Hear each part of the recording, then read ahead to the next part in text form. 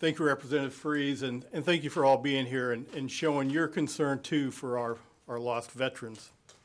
As both a veteran of the U.S. Army, the National Guard, and former superintendent of the Henry County Veterans Assistance Commission, caring for our veterans is one of the most important charges we have in our public service. At the press conference we had last week on this topic, I explained to everyone on how December of 2017, following the outbreak of Legionnaire's disease at the Quincy home, I, along with several of my local veterans organization representatives, traveled to and visited the Quincy home and spent a full day talking to their leadership about the mitigating steps and procedures they had executed and they were executing to contain the outbreak there.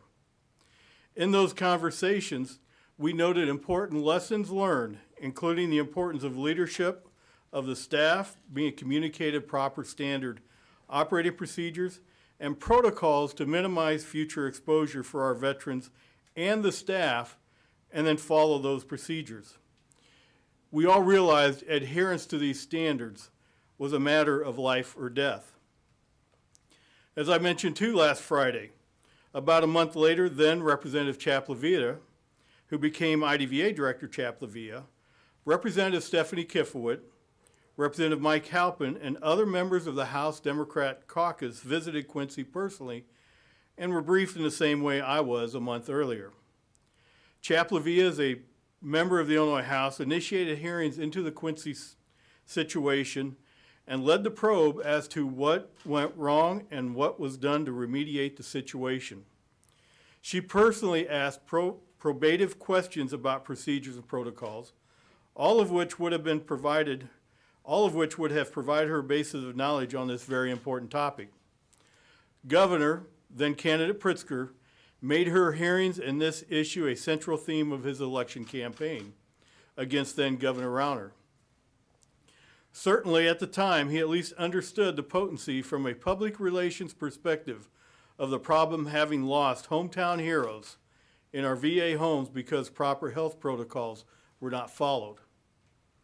Beyond the facility level problem, though, which are frankly inexcusable, something was clearly amiss in the governor's office handling of communications from their agency directors during this pandemic. The governor wielded unchecked executive power during this time while Democrats abdicated the legislator's role in checks and balances on executive power. The executive overreach empowered agency directors like never before. Some use that power to help people across Illinois, but to think that some of the hand-picked directors of Governor Pritzker use that time to abdicate their responsibilities during a crisis in the height of bureaucratic laziness and neglect. Dozens and dozens of our heroes, many combat veterans, those who had survived battlefield situations, died within the walls of our veterans' home with failure after failure to follow health protocols, costing them their lives. Negligence means failing to do something you should have done. Gross negligence can occur when these acts are wanton. In the case of LaSalle Veterans Home, it wasn't just Director Chaplavia who failed to do her job. Clearly many others failed as well. All the way up and down the chain of command in this executive level agency. Some were separated from state employment without proper exit protocols to document their role in this situation.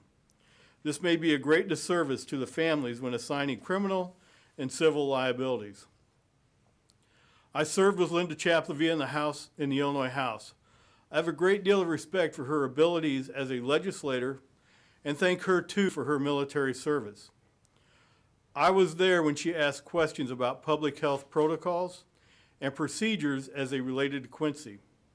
To think that she could hear what she heard then and then fail so badly when she wielded the ability to help these veterans is disappointing.